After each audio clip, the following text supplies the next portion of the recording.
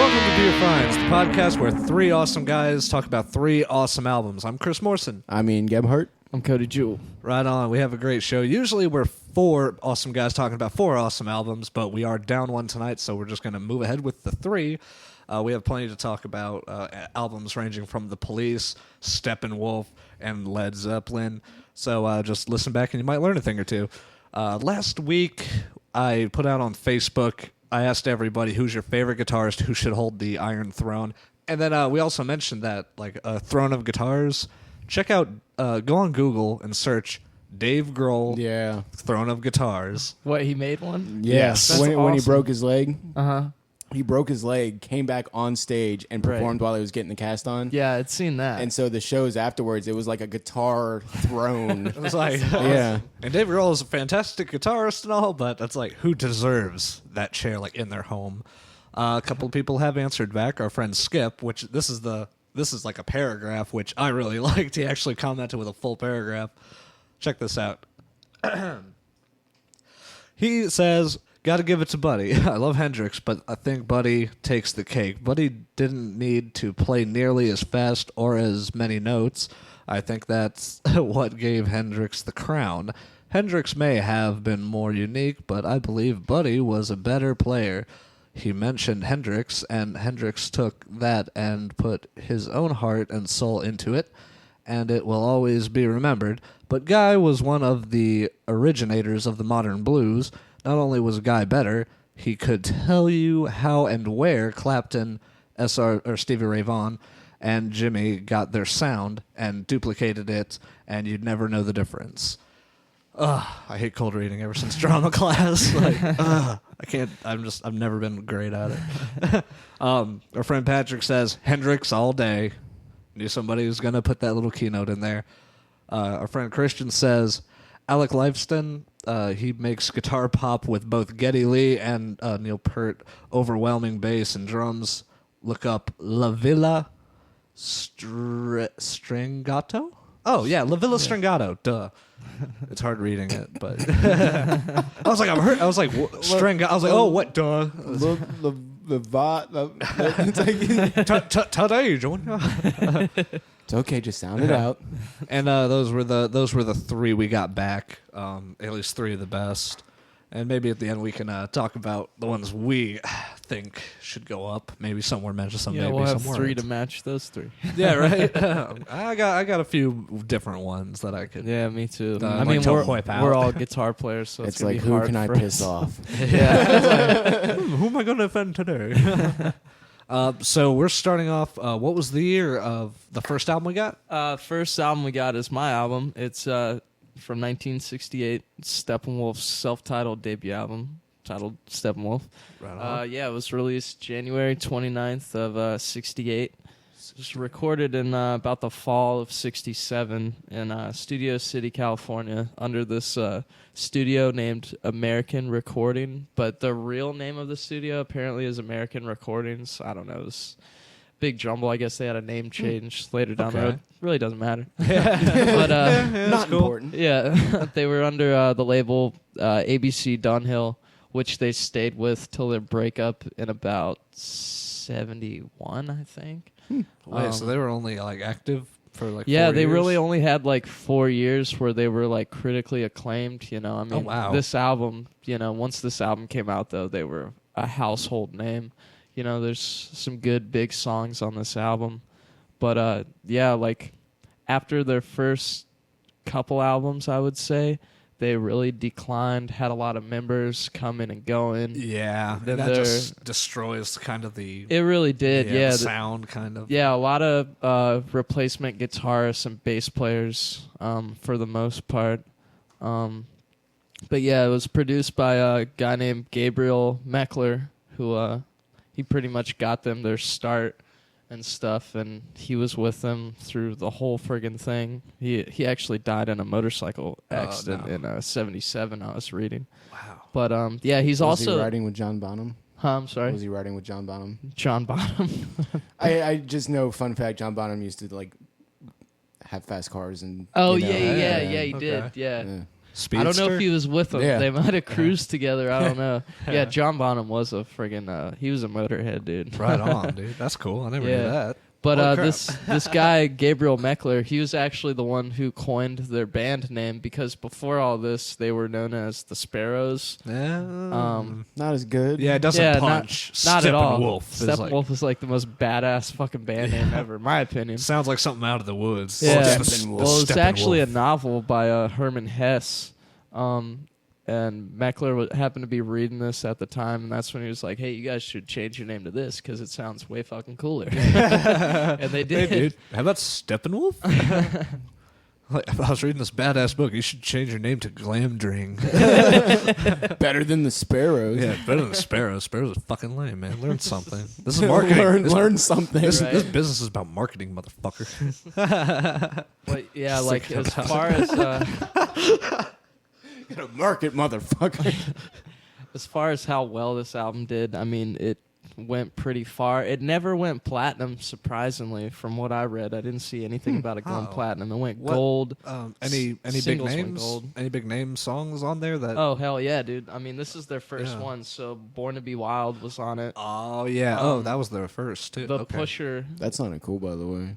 Oh yeah. no effects needed. Pretty badass like that. But yeah, the main songs that are really big on here was "Born to Be Wild," of course, and "The Pusher," which I found out is a cover song. I didn't know "The Pusher" was a cover song. I thought Steppenwolf wrote it, but it was Pusher. actually Pusher. Can you give us a reference? Just give us a few bars.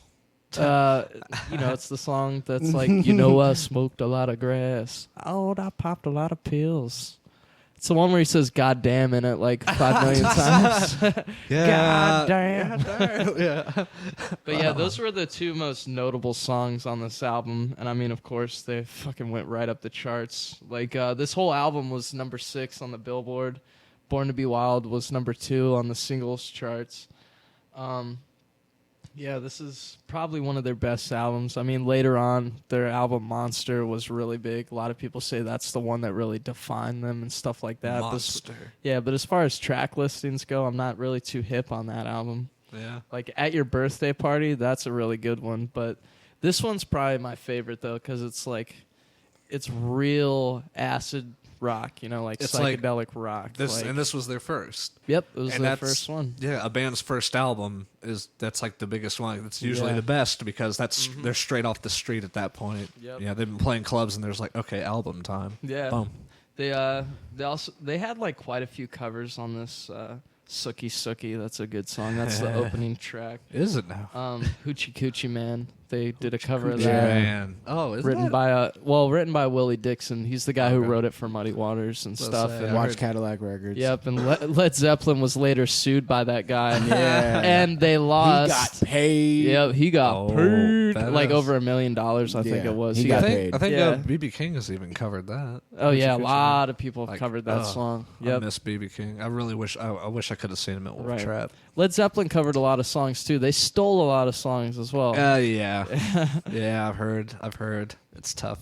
But yeah, this album came out in '68, and then a year later, the 2 #1 songs off this album were featured in the movie Easy Rider, and that's where it really got to big. be Of course, "Born to Be wild." Wild," and then Damn. "The Pusher" right after the opening credits. You know, they're buying drugs, or no, I'm sorry, they're selling drugs, then putting the money in their motorcycles and shit. Fuck yeah.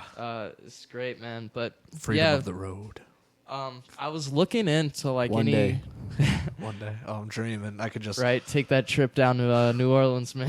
Me and Cody were just talking about like because he has his badass vest on today. And he looks just like a badass biker. I was like, damn, Sons of Anarchy over here. And he was like, dude, all I need is a 45, a motorcycle, and some drugs. And he was like, I could be super badass today. I'm like, hell yeah, dude. But anyway, But yeah, Easy like, Rider.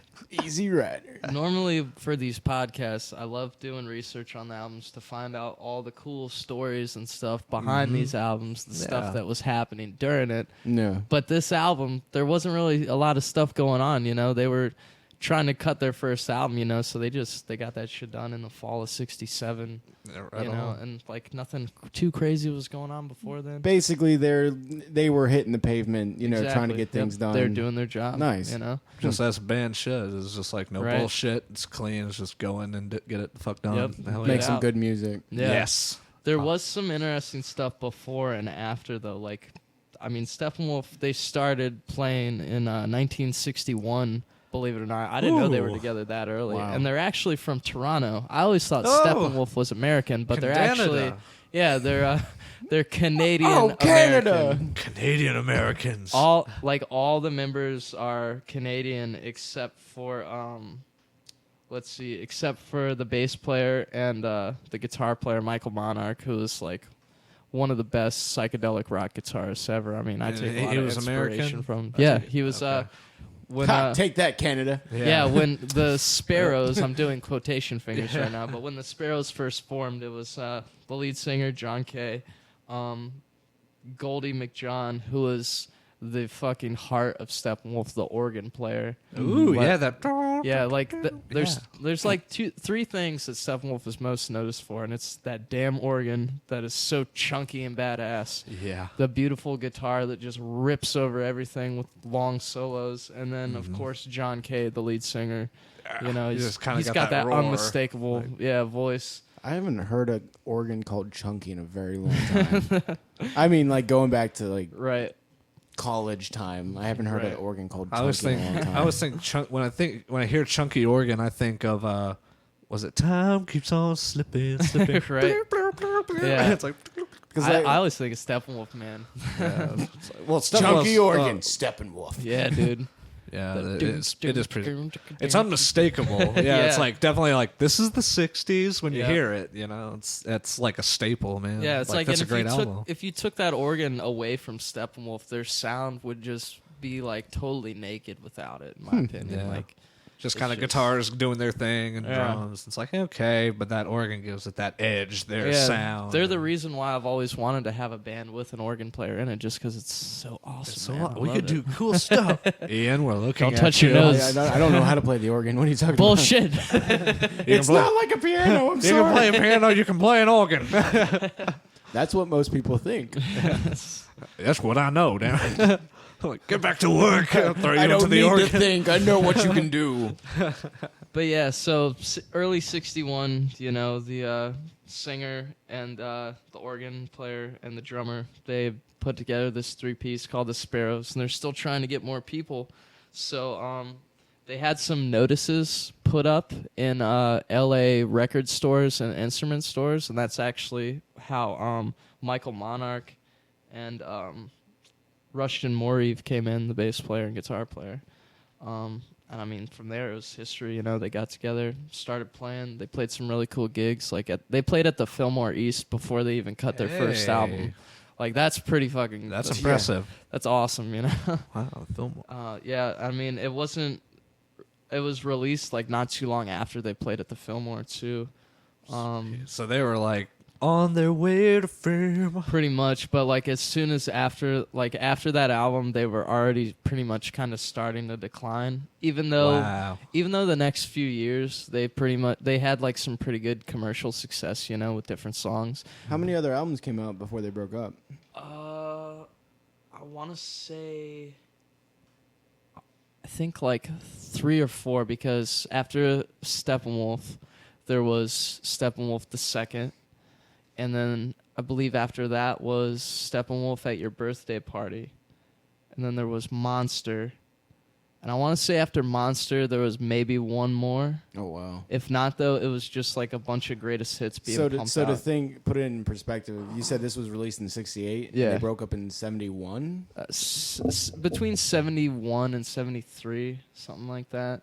Was It's that hard to like- tell because they jump back and forth a lot. Then they did a reunion show in 74. Then they did like another reunion Yeah. show. Like they Oh, did wow. reunion shows like the fucking Eagles, man. But still, Well, I mean, considering it's better like than 3-4 years, and there's like 5-6 albums. That's- right there. that's really Holy good. Shit. Yeah. They were definitely doing their work despite a lot of people coming and going, you know. And then by the time Yeah, you were saying that like People keep jumping in and out. Yeah, they didn't. Not a whole lot of people stuck around. I mean, after a while, it was just John Kay, the lead singer. He was the only one hanging around. And he was Canadian. Yeah, he was Canadian. And I just want to make sure. like, eventually, he broke off and wanted to do his own solo career. And like, I still can't decide if like he was doing that because Steppenwolf, like the people, just were not putting in enough effort, or if he was just like conceited as shit, like David Ruffin from the Temptations, you know, and he wanted his own thing going. Like, I can't tell, but he's constantly came back and revived Steppenwolf through the 90s and the 2000s, but now it's always John Kay with Steppenwolf. They don't go under Steppenwolf anymore. And like, there's been so many revivals even without him. Like, they tried doing Steppenwolf with no original members at all. Like, what? How do you do that? Exactly. Like, and like they even one of the weird things is when John Kay went on his solo kick, he was still playing gigs with Steppenwolf. Like, it's actually kind of cool. Like, he had his band, and then Steppenwolf would play, and he'd sing with Steppenwolf. And there was, like, a mutual thing. Like, there wasn't any bullshit in between. Like, the bands got along great, playing with each other, you know? They were both doing their things. Like, I thought that was pretty cool, because, like, Van Halen, they wanted to do that, you know, with David Lee Roth and Sammy Hagar on tour. But if it works out, it works out, man. David Lee Roth would never let that happen, you know? I mean, he sucks now anyways, so I wouldn't pay money to see David Lee Roth. Agreed. Tattoo. Yeah. But it was a little disappointing.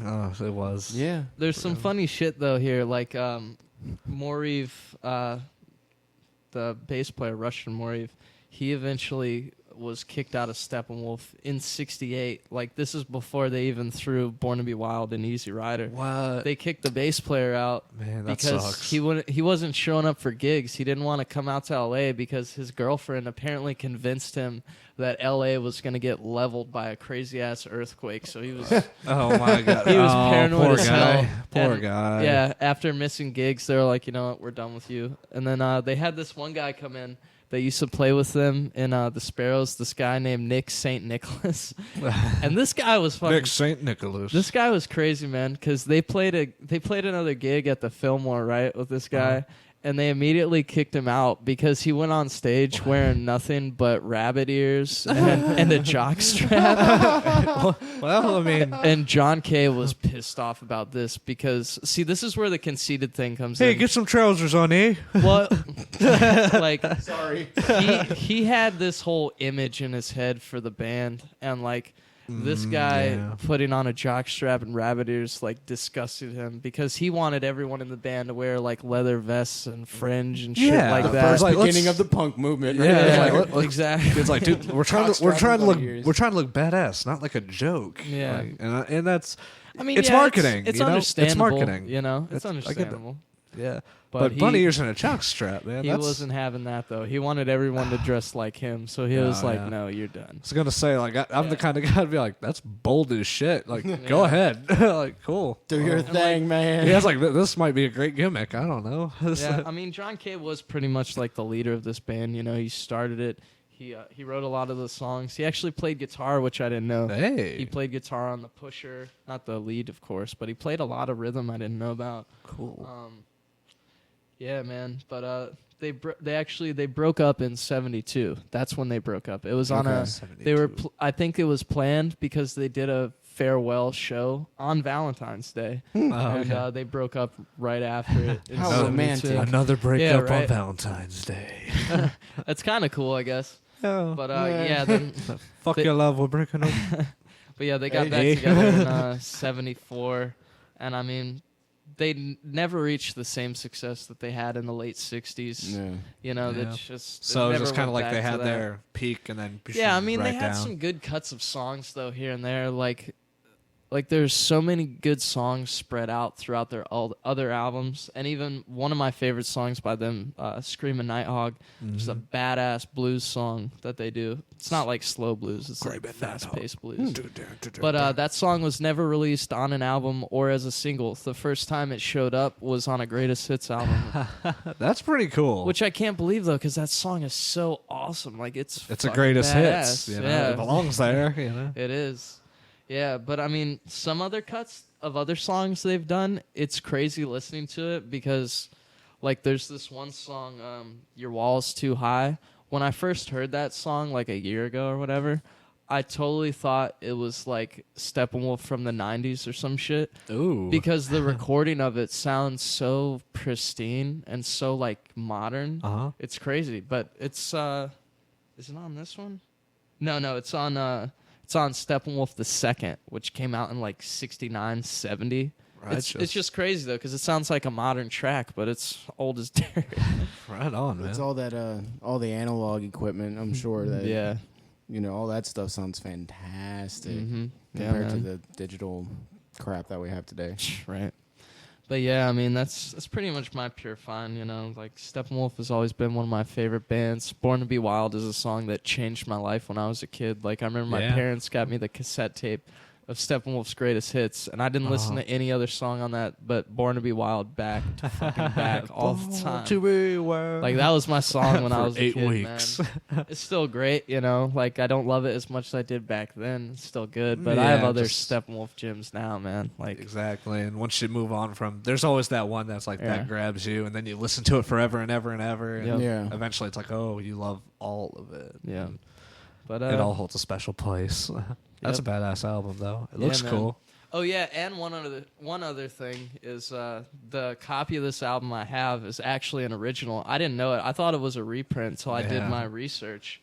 But it's got this foil cover on it that was only released in '68 under ABC Records and stuff. Now, if you get it, it's just a white backdrop. It doesn't Oh, look right as on. shiny. Yeah. Though this white guy's afro isn't as shiny on the new one. Oh wow, that afro, Yep. white fro. Good thing about the '60s is every band at least had one white guy with an afro. Yeah. Hey, I mean, if you can rock it, you go ahead, man. Hell, Clapton did. Do it. Believe it or not. Clapton did. Yeah, during his Cream years, man. He had a my fro. God. He had a fro. Yeah, I think that was just him trying to be more like Jimi Hendrix, probably. I'm like Jimmy. He comes in with like the tassels. I and love the- Jimmy. Yeah. Jimmy's cool, but I I'm want better. to be like Jimmy. Wow. I think part of most of the success for this album was because Born to Be Wild was such a big song. Because when you look on this album, it says, including the hit, Born to Be Wild. Yeah, and it birthed metal. Yeah, Yeah. yeah, the line in it, heavy smoking, or what is it? Heavy metal thunder. thunder. I like smoking lightning. Yeah, Yeah.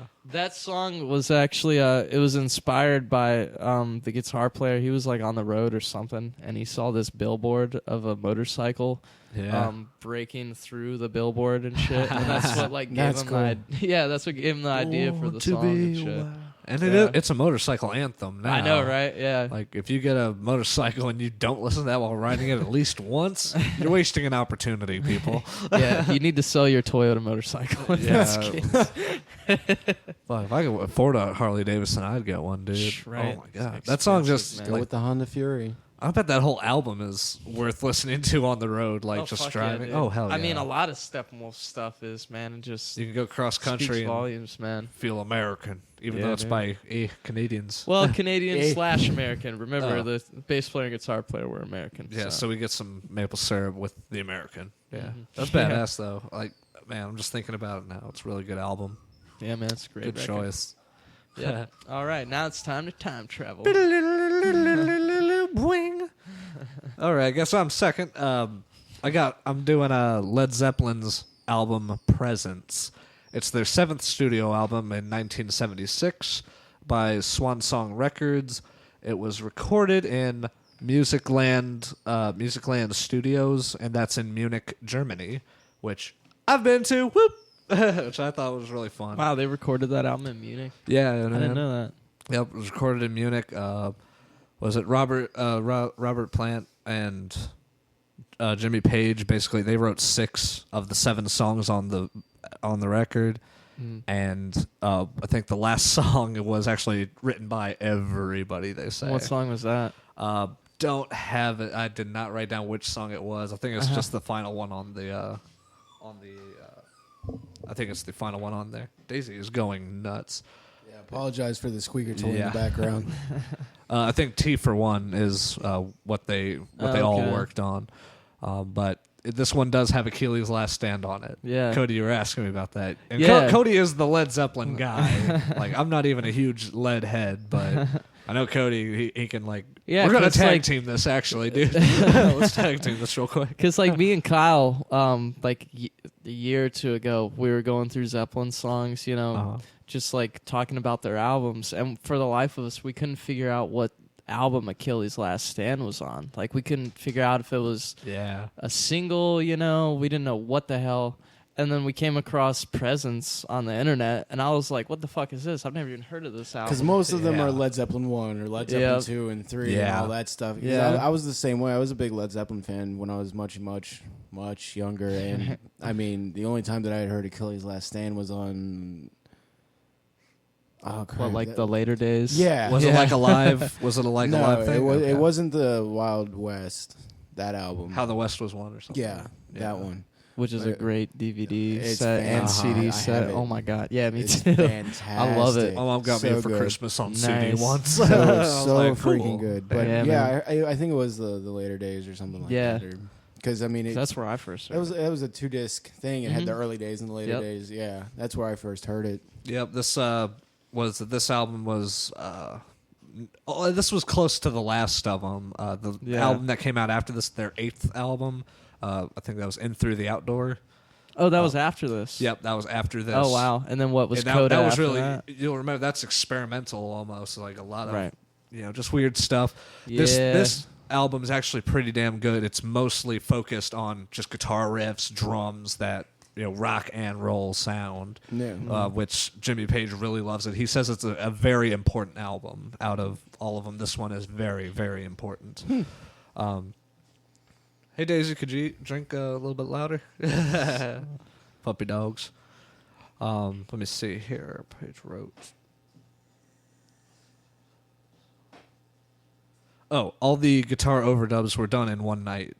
Wow. Jimmy, and yeah, you know how recording can go. Ian's looking at me with his puzzled look. Really? All of the guitar overdubs were done in one night. That's I crazy. mean, it is Jimmy Page.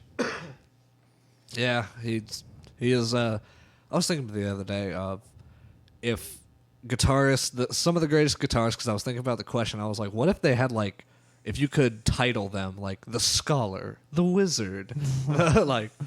What would you put Jimmy Page as? I would put him as the homeless guy because he's sloppy as fuck. The drunk. I mean, he was good, man. He could shred, but he's really sloppy and is so The drunkard.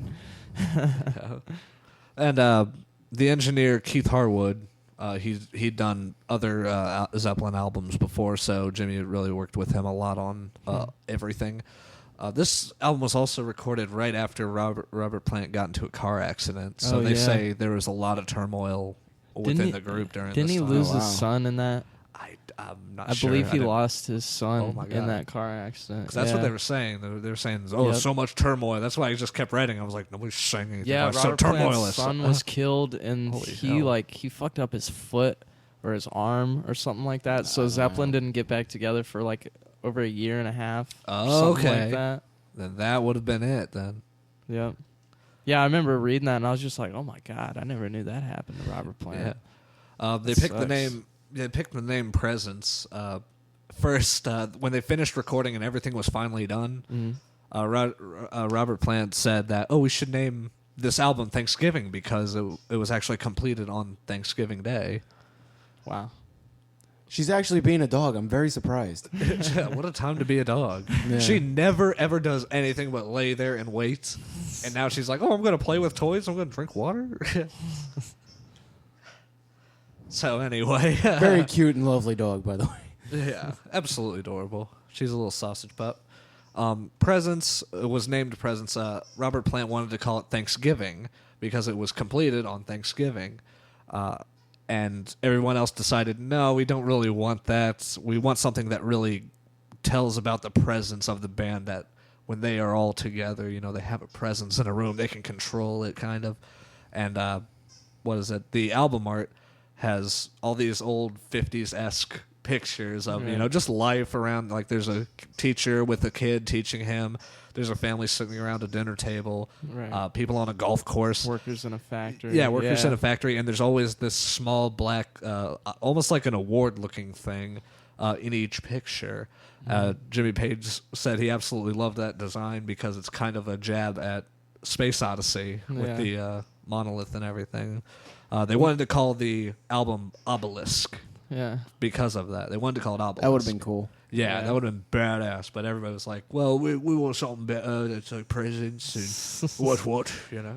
So I Those are guess bullshit. that obelisk, thinking about it now after what you just said, I guess it's supposed to represent Led Zeppelin's presence in everyone's lives, maybe. Hey, yeah, that's some deep cut, boy. Thinking Whoa, like that'll now. get you fired.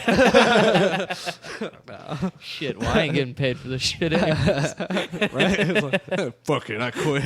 You can't quit, you're fired. Tough firing, motherfucker. I already quit. Back and forth all day.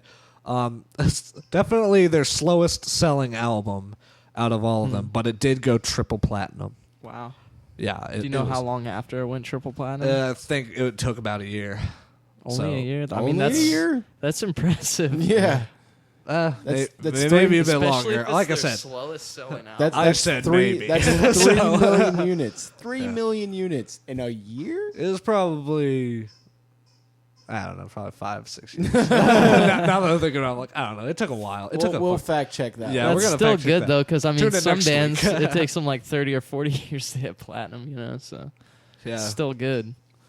So So they only had like 2 albums after this, right? yeah, they had In Through the Through the Outdoor. Outdoor and Coda, the Yeah. outtakes album, which a lot Oh of wait, people, no. You said Physical Graffiti came after this, right? Yes. Okay, so it's Yes. Physical Graffiti, then In Through the Outdoor, I guess, Another great Yeah. album. and then Coda. Yep. Let me see here.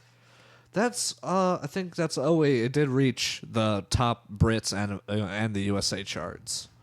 So it was a commercial success, though not like I said, it was slow moving, so Yeah. not a lot of people heard Right. much from it, except for Achilles' Last Stand. That was the big one that kind of made it out. Yeah. Jimmy Page will still whip out the solo every now and then when they were playing on stage and stuff, just trying to buy time with solo work. He would whip out the solo to that and just do stuff, and I thought that was really cool. Let's see, mainly guitar tracks. Page wrote that.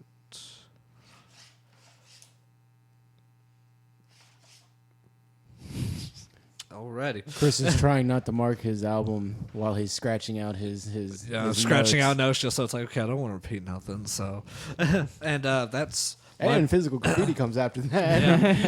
and that's my pure Like a that's my broken pure record. find. I hadn't heard it until this week. It's really good.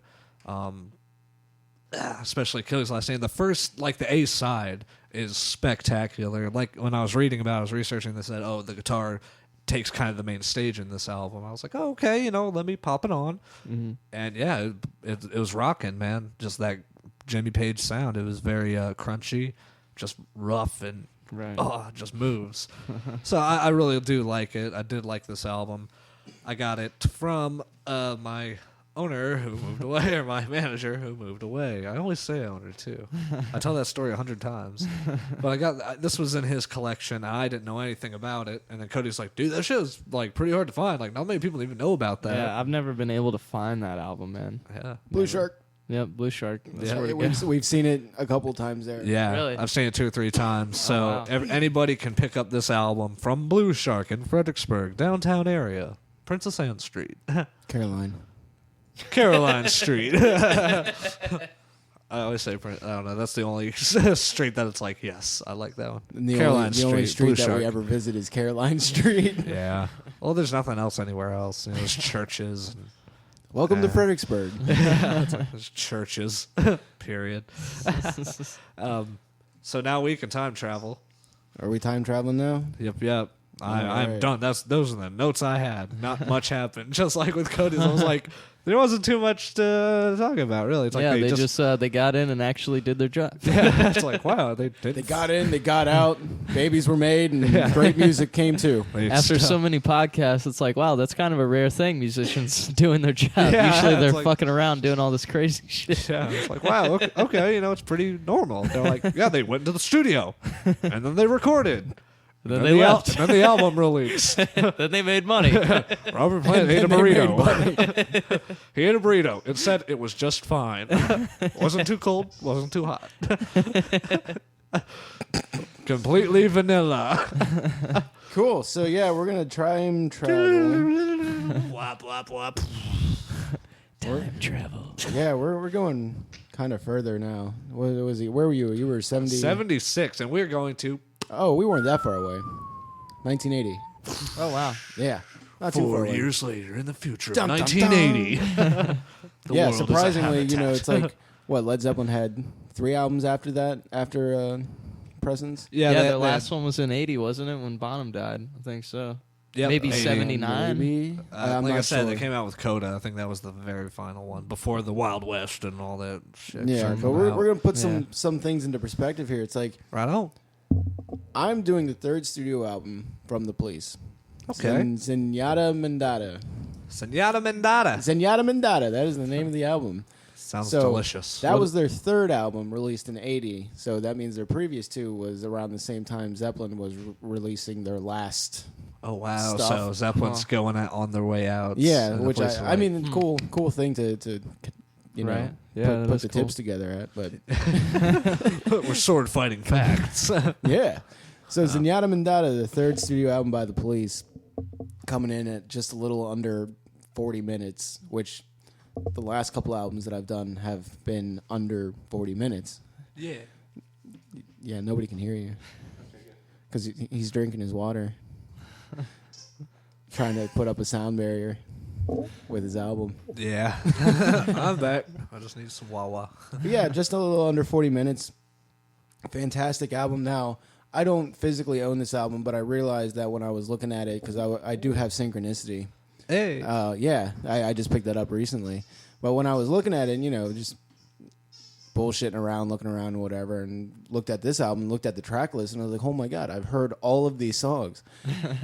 And I was like, well, I don't have the album, but I'm definitely going to put it down because I have, at one point in time, heard the full thing. Right. Okay.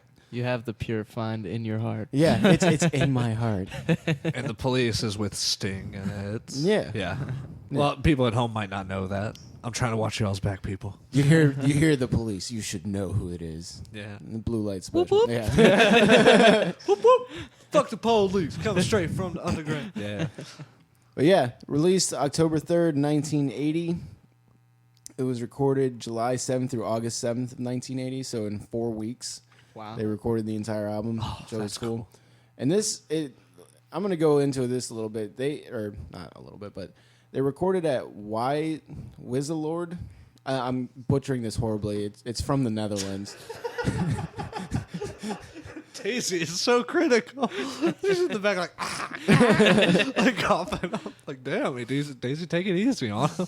And I can't really pronounce this name. It's a studio in the Netherlands. I'm Wizzelord Studios. Wizlord? Wizlord, maybe. I am the Whiz Lords, is it? Like, But yeah, it was opened in '78, and like the list of bands who have recorded here because it's still open. Oh, cool. Oh yeah, From the 80s. from the '80s. Cool. I mean, it was opened Wow. in '78, and It's more than 30 years open. yeah, Not bad. and I mean like the list of bands. I'm holding an iPad here. Yeah, I'm yeah, gonna do your show thing. them the list here, and it goes on. Holy shit.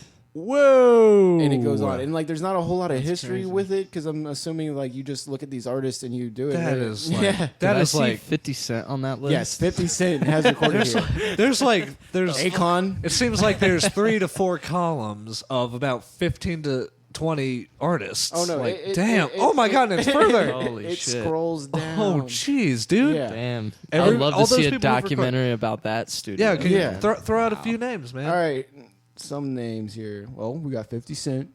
We got some Dude. Akon. Akon. Elton John. We have Wow. ELO. That's Electric Light ELO, that's Orchestra. awesome. Yeah. Wow. I remember that when I we would worked at love to Wiz Lord have. Dude, I Studios. wish I had them on vinyl, man. Yeah, they have a box set at Blue Shark. Oh. I've been half tempted to snatch it. So, yeah, no.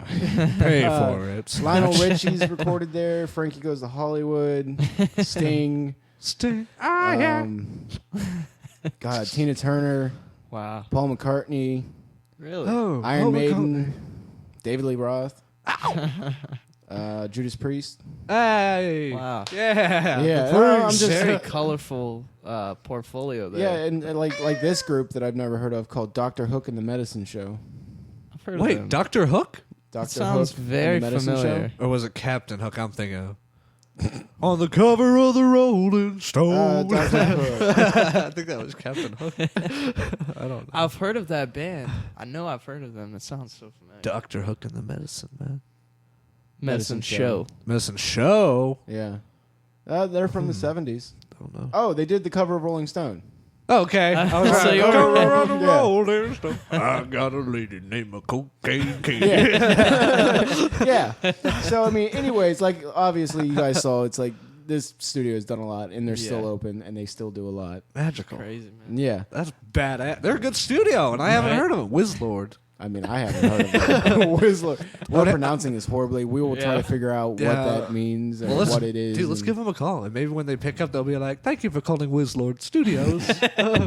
click. Yeah, I was like, fucking knew it. Just like, all the way, I fucking knew it. Click. That lady on the phone might think for the rest of the day, like, who was that? Like, she might get scared. You know? Who is it? It's a Yeah. guy who just asks where we're calling from, and then he hangs up. But yeah, the album was produced by the Police. Another album did their own produced by thing. Yeah, and, Nice. and co-produced by this guy named Nigel Gray. Nigel Gray. But I mean, mainly produced by the band, which Right. I mean, we're all big fans of that. Yeah, Yeah. it's purest. That's the way to Yeah. do it, man. Yeah, Prince was really big on that too, and he Oh, just yeah. passed away. Of course, now that Prince has died, I know everything about Prince. Yeah, Thanks, Facebook. but But yeah, it's cool to know. Fucking hipsters. Nigel Gray. The history on him's a little short. I mean, he produced the first 3 albums for the Police, so Zenyatta Mandata plus the 2 previous ones, and then he produced some other stuff of groups that I'd never heard of, like Susie and the Screamers, Like Mungo Jerry. and like Susie is spelled like SIOUX, SIE, Susie Wow. and the Screamers. I've never heard Wow, of that. like Sioux Yeah. Indians, Yeah. like, or Native Americans, It's a first cool Americans. Yeah. The Sioux. So Susie. genuine name, but it still was like I've never heard of these people. And I mean, it wasn't a lot of history on him to look off of. So but the Police was like his biggest cash cow. basically, yeah, he recorded the first 3. Right. Yeah. But from reading about it, the band kind of regarded the album as being a bit more than what they could chew, kind of thing, or bit off more than they can chew. Really? Yeah, and this was pretty wild because, like I mentioned earlier, it was recorded in 4 weeks, and it was written during the band's second tour. Wow.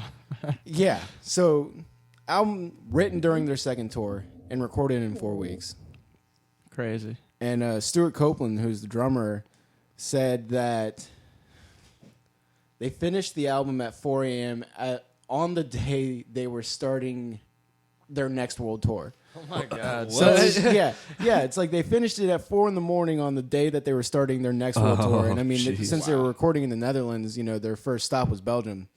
So it's that talking about some extreme crunch time. Oh my right God. there. Yeah. Man, but That's just crazy. like the rest of the albums tonight, it's like, wait, they kind of went in and did their job. Like Yeah. they got it done in 4 weeks, Yeah. which is That's like unheard of, man. yeah. You hear like, oh, this person's in the studio. You're not gonna get something until like for a year. We you know? we got a hat trick of working bands tonight, basically. Yep. You know what, guys, we did good. We're Yeah. usually 4. We're just 3 tonight, and we all pick something in the same realm. So Yeah. it feels good. My next little tidbit here, it's like I wish I would have done a little bit more research into this next fact. I mean, everybody can let their minds wander as to why Okay. this wasn't allowed to happen, but they wanted to record it at Surrey Sound, which is in England, and it's I heard all of it. It's basically where they recorded their first 2 albums. And they wanted to keep it going. They wanted to keep going with that and kind of thing, and like they wanted to keep the good vibes going because that's where what's his name, Nigel Gray was and all that. Oh, But sure. they couldn't record there at any British studio actually due to tax reasons. Really? And I wish I What? would have looked more into this, and I it doesn't make any sense to me, and that might be something for me to bring up on a later date, like to fact check why they couldn't do it. But that didn't make any sense. It kind of just. I will say I'm glad you didn't so we didn't have to go into tax law Yeah. during this. Well, I mean, I would I have. like talking about music. When you start talking about tax law, I'm fucked. I was like, I'm a listener at that point. Yeah, Like, and I got mean, shit to say. I would have highlighted the bullets and stuff like that. But I mean, I'll bring that up at a later date just to fact check myself and make sure I get everything right. But due to this, whatnot, their album budget was actually kind of interesting too. Originally, it was 10,000 euros, which is around for today's change. Today. you Yeah, know, so today. it'd be about like $12,000. Wow. Which is small. That's Yeah. really Yeesh. small. But they wanted Nigel Gray to co-produce the album with him because they liked his work that he did with them on the first two. So he wanted 25,000 euros, Jesus. just himself, Oh, my God. what? which is about $29,000 by today's standards. What a dick. Jeez. So it basically bumped everything up to 35,000 euros. They acquired him, they got everything set, which comes out to about $40,000. And more than half of that is just him. It must be awesome to be in that position. Like, yeah, I'll help you out, but I need $25,000. Yeah, right. And then they actually pay you. It's like, oh my God. Yeah, but I mean, they actually did it. They did it. Gordon, yes, they actually paid me the fucking money. What do when, I do? when you consider the tracks on this album and how much it costs to make the record, it just doesn't make any sense because it's like everything's so good, but by today's standards, you're paying peanuts to make an album. Yeah. So I mean, like You can make an album in your bedroom now, like with the technology. Shh, don't tell anybody. Oh yeah, that's right. They're not supposed to know. It's super expensive. You should never try anything. And Stay next asleep. week on Pure Finds, it'll be where two awesome guys bring you two awesome albums. But yeah, like the track listings, I mean, it's like Don't Stand So Close to Me, Driven to Tears, Canary in a Coal Mine, the do da da da. That's a song title. That is a song title. A do da da da. Yeah, it's a song title. Man in a Suitcase. You're just like, Now I'm "The starting to fuck?" see why they finished it in 4 fucking weeks. yeah. Well, I mean, you gotta also think that most of the writing process was done already. They're just in there writing like boop a dee doo. Just writing it out like, yep, this What will are we work. gonna do for a chorus? La la la la la.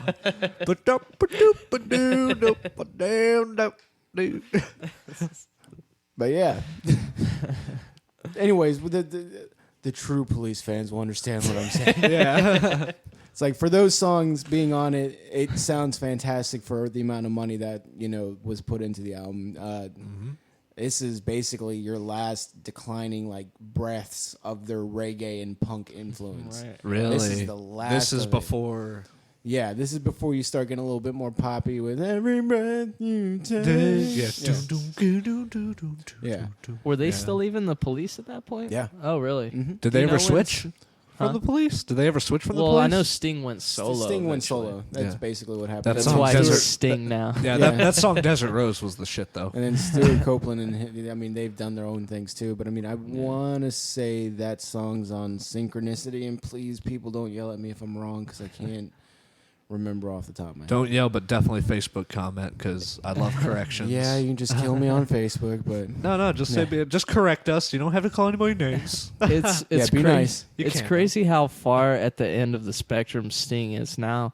Because when he started with Police, like you said, they had that reggae sound. Yeah. Then they got into the poppy sound, and then when he went solo, he got even more poppy. Yeah. And now, like, easy listening. seriously, man, Yeah. when I was at the climate rally a few years back, Sting was one of the people that was playing there. He was actually playing when I was leaving. Nice. Oh. And he For looked. that reason. It's only Stings. yeah, fuck Deuces. us. Yeah, like he was dressed like a fucking sea shanty man. He looked like What? what's that writer's name that blew his brains out? Ernest Hemingway. He looks like Ernest Hemingway now, playing like a lute and stuff with like a beard. It's like he's totally different now. His Really? music style. I mean, it's kind of better because I never really liked Sting's poppy stuff. It's just weird, man. Like I was It's like, a trip. that's Sting, really? I was like, this is a trip. He looks like Ernest Hemingway. I'm telling you, it's Holy like fuck. he sings fucking sea shanties now, Yeah. dude. It was like seeing was it Rob Zombie live after seeing like White Zombie. When he was in White Zombie, like his clothes were fucking nuts and crazy Right. and shit. And then you see him as Rob Zombie, he's like pretty dressed down compared. Right, wearing a bucket hat, sunglasses, Yeah, it's t-shirt. like, oh, right on, dude. Like, It's like, where'd your makeup go? yeah? Where'd all that cool shit go? Nice. But I'm gonna try to get into this name meaning here, and I mean, Zenyatta Mendata. Yeah, Zenyatta Mendata. Now, is that like, Hey. did they come up with that? Or is that like from another language? Do you know? From what I'm reading here, is like they came to an agreement that it should roll off the tongue. It's something that should roll off the tongue. And Mamma mia, sto cazzo. Zenyatta Mendata are invented portmanteau words. What? Excuse me? Portmanteau. Bacon? Poor man toe words. It's a linguistic blend of words Oh, okay. in which parts of multiple words or their phones sounds and their meanings are combined into a new word. Zenyatta Mendata. Zenyatta Mendata. Which, Hakuna Matata. yeah. Akuna his tatas. Wait, so what's the first letters of it? Zenyatta Oh, Zenyatta. Mendata. Okay. Zenyatta Mendata. Yeah. And that means... Here's the quotations right here. It means everything. It's the same explanation that applies to the last two. It doesn't have a specific meaning like police brutality or police arrest or anything predictable like that. Being vague it says a lot more. You can interpret it in a lot of different ways. It's Yeah. not an attempt to be mysterious, just syllables that sound good together. Like Yeah, the sound of hey. a melody that has no words at all has a meaning. Wow. Oh, that's beautiful. That's man. deep, Yeah. man. That's really artistic. thinking Yeah. about it Zenyatta now. That's- Mendata. That's In a way, it's like the Smurfs talk. Like Smurf. When they say Smurf, it can mean anything. Yeah. Smurf you. So like Zenyatta Mendata, dude. Miles, Stuart Copeland's brother and group manager, came up with Tremondo Blondomina. Yeah. Okay. do So like Tremondo Blondomina, very subtle. Get it? Like three blondes in the world. Then somebody thought of Caprito von Renislam. That rolls off the tongue. It was the address of the studio. Oh, what? So it's basically, That's cool. you know, putting sounds and words together that rolls off the tongue and it just flows and stuff like that. That is so creative. Yeah, it oh is. my god. That's Yeah. awesome. It's a very artistic way of thinking behind the scenes kind of Damn. thing that's like, oh, that's freaking awesome. That's far out, man. Yeah. It can mean anything It's that you almost want like it to be. speaking in tongues or some shit. Yeah. Yeah. What was that? What was that? Third one or the second one we got? Let's see here. The blonde one? Yeah, that one. What was that? The blonde one was where is it? Tremondo Blondomina? Blondomina? Yeah, Tremondo Blondomina. Tremondo Blondomina. Doesn't roll off quite like Zenyatta Mendata, but Yeah, it, Zenyatta right. Mendata. It sounds like I'm saying something really messed up to somebody. Like Yeah, I'm it's like- angry at them. Almost. Zenyatta Mendata, but it's not. It's just like whatever. yeah, and I mean even so they're It could mean, damn, those are good cookies. yeah. Damn, those are good. Or it can mean, I fucking hate you. You ruined my life. and these are damn good cookies. I hate you. You're my life. These are pretty good fucking cookies. I like that. I'm gonna use that now. Zenyatta Mendata. So it's got some pretty good stuff behind it, and I mean now we're getting into the accolades and stuff. It won 2 Grammys. Behind My Camel, which is the 8th track on the album. It is the only track that Sting did not play bass on because he hated the track. Did he even sing on it? At least, or is It's he an not on- instrumental. Oh, it's an instrumental. Yeah. So he did. Yeah, he just didn't do it. So it's like the other guys. It's just Yeah. like, yo, fuck off. I'm gonna sit in my room and read a book. You can do this shit. I don't Yeah. want to deal with it. Wow. And so I mean, it makes sense. Sting didn't really like it. He, what's behind My Camel? If you think of like what any mammal or any creature itself produces from its backside, it's shite. precisely, that's what he thought of it. And that's so, the name. so yeah, the guy who wrote it, I'm bad tonight. I didn't write down names or anything like that, but who was it written by? Oh God, I feel bad. Zenyatta Mendata. Um, Zenyatta Mendata. Behind My Camel was written by Andy Summers. He was the guitar player. And you know, it was basically one of those things. Well, it's like, you think it's shit, we're gonna name it this. Here you go. And it won a Grammy for Best Rock and Instrumental Performance.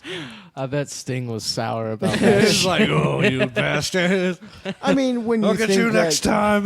Rest of the band. I mean, when you think the other Grammy that it won was "Don't Stand So Close to Me" was for Best Performance by a duo or group with vocals. And that song was about. Like, what is it? Like, I'm an older man and this little girl won't stop following me. Between a teacher and a student. Yeah. Like, Really? sassy. I didn't know that. Yeah. Oh, yeah. Oh, yeah. It's pretty sassy. That's what it's about. Like, don't stand too close to me because, like, it'll look weird, yo. You know, it's like, This is get away around from the me, girl. time when they started getting more politicals, too, with their stuff. Yeah. So 'Cause, I mean, every step you take, I'll be watching you. That's like a stalker song. that's what everybody associates it with. Yeah. I do, definitely. Yeah, that's what everybody... That or I associate it with the dog when I'm trying to eat. I always think of Biggie Smalls when I hear that song.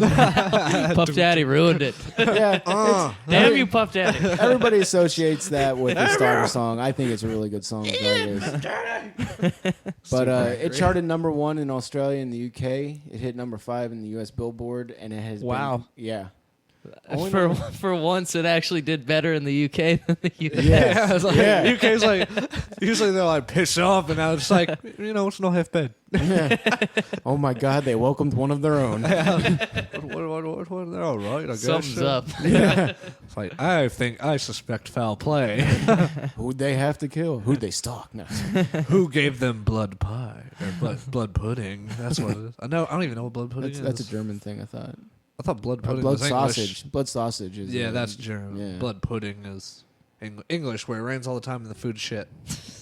But I do want to go. I love it. It looks Anyways, lovely. the album hit 2 times platinum, getting away from food. We left for a reason. Yeah. It's come up almost every single podcast. I'll make it a point. Yeah, right. Because shoot, back in the day, this like the times we talk about are mainly records, and Yeah. it is the English artists who really shined at that time. Yeah. So, Well, I mean, we Fuck it. bounced around. I mean, I don't think anybody's gone earlier than the 60s. Yeah. And nobody... Well, actually, no. no, I take I that don't back. think anybody Wait. wants to. Chris has gone later than the 90s. Oh yeah, I went later, Yeah. but that's for the secret episode. That's the lost one. That's right. Yeah, We're that's- still trying to find that. that's the lost tapes. That's all hush hush. Yeah. Shh. Hey everybody, forget we said that. Fucking neuralizer. MIB. Look at the little red dot. Zoom. Press the red button. Wait, that means they've forgotten everything we've talked about on our podcast today. Shit, we gotta do it again? No, because I'm not sitting through this crap again. Are you kidding me? there's seconds, minutes. No, because there's seconds, minutes, hours, Okay, all days, right, we're good. years. Yeah, on the neuralizer. Okay, anyway. So yeah, what were we talking They about? did well in England. Yeah, they did well in England. They, sold 2 million units. They went 2 times platinum. That's basically all I had. And I mean, I did write down why, and because I wanted to. Yeah. I mean, the songs are fantastic. What did I say? Yeah, there? you said a bunch of the big hits that Yeah. you know, I hear it on the radio and I know them. Yeah, I mean, they're all fantastic. close to I mean, my favorite probably on here is "Driven to Tears." Driven to I haven't heard that Me one. neither. Oh dear God. So could we play a sound clip of it? Maybe. Okay. Yeah, we were hoping to do that eventually because we are Yeah. using it in a commenting fashion, so we should be able to use that, and that would be really cool. Yeah, so it's like if you haven't heard any of these albums that we bring up every week, it could give you a little taste of what we're Yeah. talking about You and folks show at why we home. like it. But yeah, I mean, while you're listening to this and you hear "Driven to Tears," definitely go check out a YouTube video with Robert Downey Jr. singing. Oh, I've yeah. seen that. Now That is people okay. are knowing what I'm talking Yeah, about. thanks, That is- I Facebook. stumbled upon that shit on YouTube was one fantastic. night. Mind blowing, dude. Yeah, absolutely fantastic. Robert Downey Jr. just never disappoints people, man. Maybe Yeah. back when he did I drugs. was about to say maybe that when he was getting into some trouble. I'm sorry, he got clean and he fucked shit up. Oh yeah, absolutely. I mean, oh yeah. Best comeback story I've ever Best. seen. That's our Yeah. generation's comeback For story, real, man. like for real. Everybody loves him now, you know? Yeah, you can't I hate him. love He's such a him. nice Yeah. guy. he's great. That's like Johnny Depp, like stopping now and it's like, oh, I'll do heroin and I hate everybody, and then it's like 20, Yeah, 'cause- 20 years from now he comes back and he's just Yeah. like, actually, I'm clean, and he just continues his awesome streak. you Yeah, know? because Robert Downey Jr. had been successful since he was a kid. Because I mean, Yeah. he was born in Hollywood and shit. You know, he was writing. Perfect. He was writing screenplays and smoking weed when he was under like 10 years old. Holy shit, I'm not even bullshit. that is nuts. Badass. But to see him like get on stage and be able to sing like he did. Yeah. Oh, that he looked like a performance, fucking rock star. He I did, mean, I dude. know he's an actor and all, but I mean, he looked like a fucking rock star, and He it really was did. fantastic. And I mean, having the group, the police with him and stuff Yeah. like that, it was It's a fantastic. beautiful Could you singer, give me a man. quick bar from Driven to Tears? Just Hmm? like give me a quick bar. Do you know the song by heart yet? I've got things written down. Okay. I was like, I really want to hear it now. Here. Yeah. Look it up afterwards. Yeah, look it up, Google. But yeah, that's our 3 albums that we got for tonight, and I mean, fantastic. We traveled, through the '60s. We had one from the '60s. one. Don't you want somebody to love? Then we had some '70s going on. Killer's Last Stand.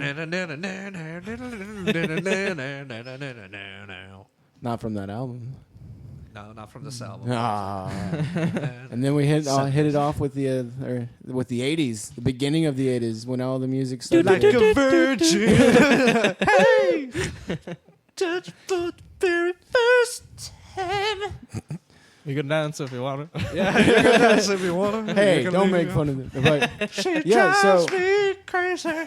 we're going to follow up with our own who we choose who would sit on the guitar Iron Throne. Yes, and like I said, look it up. Dave Grohl's guitar throne, and imagine your favorite sitting on that. Whose eyes do you see? We're going to have an issue here. I mean, like Cody said earlier, Yeah. we're all guitar players, so it's like, what's going to It'll be happen? hard. Okay, so because I know we all have varying tastes. Who wants to go first? How about we do a top three? No. Keep just it, a one. Keep it to the question. Keep it holy. Yeah, Right keep on. it holy. Houses of the Holy. Yeah. It's a Led Zeppelin album. I learned that. Like I said, I'm not a lead head. I learned that recently. It's like, They're- oh, Jesus. I'm sorry, I'm always a Sabbath guy. Led Zeppelin is always number one on any greatest hits list. Or Cody and whatever. I are just like looking at Sabbath him is like, number two. oh, really? Yeah, Sabbath is always number two, and I'm like, fuck you, Sabbath's number one in my heart. But Led Zeppelin's still great. What about for those who don't necessarily have a top list? What Well, do you they mean? shouldn't be listening. No, I'm just kidding. A top Are you list. telling me I shouldn't be talking? I like everything. Most everything. Let me. Ian, who would be your? I'm not number going one? first. You're not gonna go Fuck first. you. I'm not going Well, you got to first. go eventually, man. Yeah. Give me some time. Give me Okay, some time. if I had one that I had to choose, I would. Man, it's so tough. That's why I was hoping to know we'd be okay with the Iomi? list. I would. Zach Wilde? Iomi is really good. Zach Wilde. Zach Wilde touches me Yeah. in the best way possible. In the Oh, face. okay then. Yeah, in the face with guitar, like bam. You just made it sound even worse. Yeah, You said like, in the face. Right in the face. Bam. And he just came. Yeah, that's it. No, Zach Wilde, his style is just so freaking crazy. He busted a string in your I heard, face. yeah, but popped a string right in my eye, and but no, ever since I heard him, I had the Ozman Cometh, like the Ozzy greatest hits, and there were so many Zach Wilde guitar riffs on there that really inspired me to play, and just the guy's a great guy. No He's- Randy Rhoads. Randy Rhoads is great too, but Zach Wilde, he holds a special place in my heart. So Even you- if Zach Wilde was even hearing that, he would be like, "Oh, Randy Rhoads was better," but I would be like, "Sorry, Zach, you and Rhoads to me are right next to each other." But Okay, so you pick Zach as your top. it's the turkey, man. He killed all the houses. He killed all the other houses he sent on the throne. Yeah. Yeah, it's like he deserved it. He looks like a fucking Viking, so he should be sitting on that throne with a goblet of mead. And a All right. guitar. and Cody. Cody, who would you choose, man? Well, I mean, anybody who knows me Yep. knows that I would automatically pick Hendrix. So I'm not going to pick Jimi Hendrix this time. Oh, No, switching no, it you up. gotta Fooled pick you. your favorite. Don't Fooled you, motherfuckers. don't let other people influence your decisions. I mean, That's how we all get in trouble. I mean, I Yeah. want to pick someone else though, because I've been picking Jimi Hendrix ever since I was like in the fucking 8th grade. You know. Yeah, it's like But for branch good out a reason. little. No, I mean, okay, right on. honestly, if I had to pick the greatest guitar player and the most underestimated guitar player, it'd definitely be Ollie Hassel from Pato. Oh You- yeah, Yeah, this guy. Pato. Nobody knows about this guy. He was doing shit Van Halen was doing in the late 60s. Yes. Like nobody knows about this guy. He would Yeah. shred the shit out of the guitar, and he would do crazy jazz chords, you know, that like you see him, you watch him on the internet playing it. He died like a while back, but if you watch like these old 70s videos of him playing, it's mind blowing. And not only did this guy play an insane guitar, he played xylophone on a lot of songs by Pato, which is fucking badass. Yeah. He played a lot of piano too, and you can really see how his piano play style and his guitar play style kind of match each other. It's pretty cool. I was gonna say, was he responsible for the song "Last Night I Had a Dream" by Pato? Was like last night I had a dream. I don't know, you but was in and I was in it with you. He did write most of those songs, so I would think so. That's definitely him playing the piano. He played piano on everything they did. But yeah, man, nobody really knows about Pato. You introduced him to me. I'm not trying to be a hipster or anything. Yeah, but it's true. I never. Don't look at me. Yeah, like, I never heard of him before you we told sit me. down at this table as equals. Damn it. No, my one of my good friends, John, Except for the dog. he introduced them to me because he heard them off a soundtrack for the movie Observe and Report. There's a couple Pato songs on there, and someone actually like re-recorded them with like new guitar on these old tracks. It's kind of weird. Okay, but that's how I found out about them, and they're just amazing, man. They got so much good old music. They're very jazzy, and like they started out as like they were pretty much like an American Idol band, believe it or not. Like Mike Pato, the singer, like they got him through like a talent search thing, and then formed the band behind them as Time Box. But they eventually went on to Pato.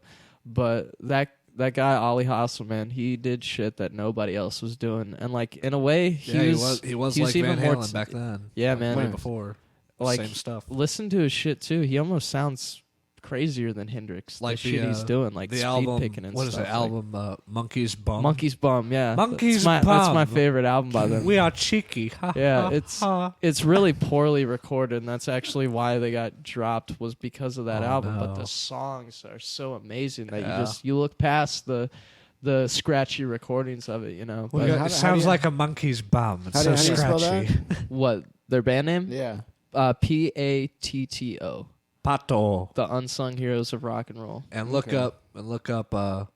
Last Night I Had a Dream. Yeah, the dream I had last night. Yeah, Dream I Had. I love that Great fucking songs. Great songs on that album, like Sugar Cube 67. Yeah. Singing about the first time they dropped acid, you know. They're really impressive. Yeah. I'm so glad you showed me. That was cool. That was way out of left field Right. too, man. I did not see that coming. I was like, you're gonna say Hendrix, but that's okay. And you're like, fuck y'all. Here we go. And, They wow. were pull. also part of the big anti-establishment movement in the 60s. Like if you listen to their stuff, it like literally almost all their songs talk about how bad the government is, you know, and I saw a sticking up for the vampire. poor guy. They're like saw the ghost. Robin Hood of rock and roll, man. I swear, like they're really Yeah. cool though. Definitely worth checking out, especially that guitar. So player. he's sitting on your throne. Yep, Ali Hassel. And Oh, Jimi Jesus. Hendrix is with his monkey bum. Jimi Hendrix Is the hand. taking care of the other castle. He's the hand. down south. Yeah, He could be the hand. yeah, yeah. Actually, that makes good sense. Yeah, the hand of the king. Oh yeah, Hand of the King. We're getting into our Game of Thrones references. No, here. he's in his castle with all his watchtowers. Yeah, It's made out of sand. man, these not a very references good just castle. go all night. I'm like shooting up the air like one of those Pearl Harbor guns. Like, You're going Cuba Gooding on us, bro. Cuba Gooding, like, ah! That movie was so inspirational, but it missed the point completely. Totally missed the I love Ben Affleck, but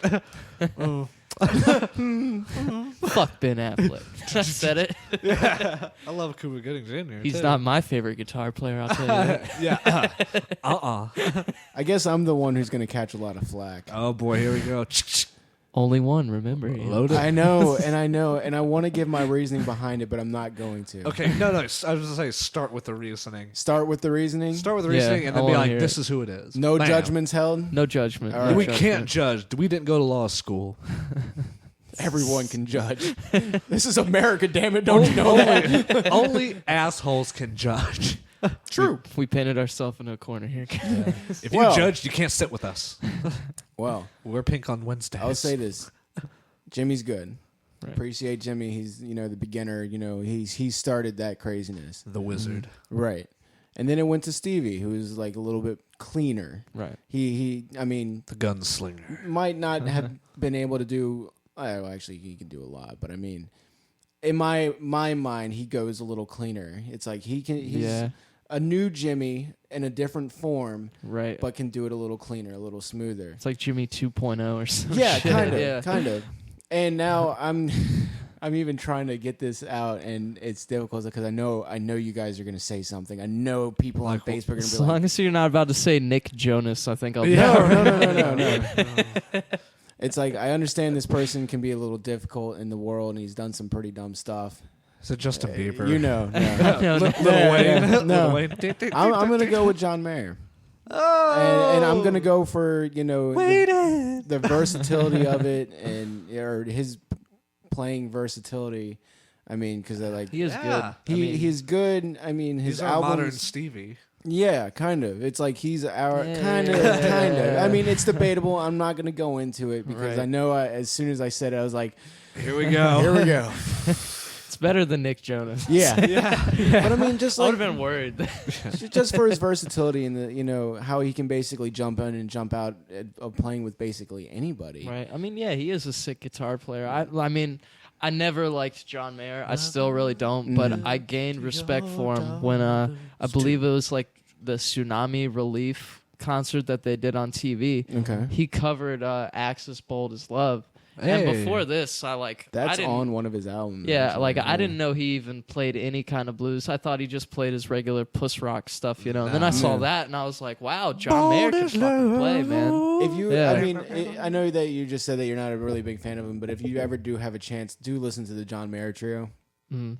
And that's probably like one of my favorite time periods for him was the John Mayer Trio, and it's like after all of his pop stuff. Oh, that's cool. Yeah, and it was actually him being able to do that, which made it great. Yeah. But I mean, it is his versatility because he started with his pop stuff. Right. Yeah, I think he did that really to break in. That was a great move. It's like start out with the pop things. Like I'm pretty and I can play. Boom. He played the industry great. Yeah, and I think it was fantastic. He basically got in the good graces, doing the stuff that people want to hear, and he got big enough to where he could eventually just go out and do his own thing. Yeah. So I mean, he's got the John Mayer Trio that he did for some time, and I mean, and the thing where I actually gained more of an appreciation for him, and I'm not a big fan of country. You all know this. There are some artists that I respect, right? But I'm not a country fan. And I saw him play with.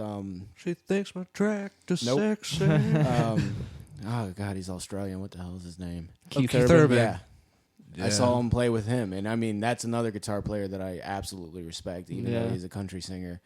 I mean, I saw those two playing back and forth each other's songs and stuff like that. And I was like, that's fucking great. Keith Urban, that's the one guy I have to actually have a pistol duel with for the hand of his wife. Ruin his pretty fucking face. I love Nicole Kidman so much, but she belongs with me. Keith, it's been a good run. It's over. Yeah, you don't want her, man. She's fucking damaged goods at this point. Oh, hell no. She is the purest. Yeah, that's bitch. The angel who walks. Yeah, that's who I got sitting on the throne with maybe Stevie as hand. I can dig it. Yeah. Yeah, I mean, like, John Mayer's not a bad guitar player. He's an awesome guitar player.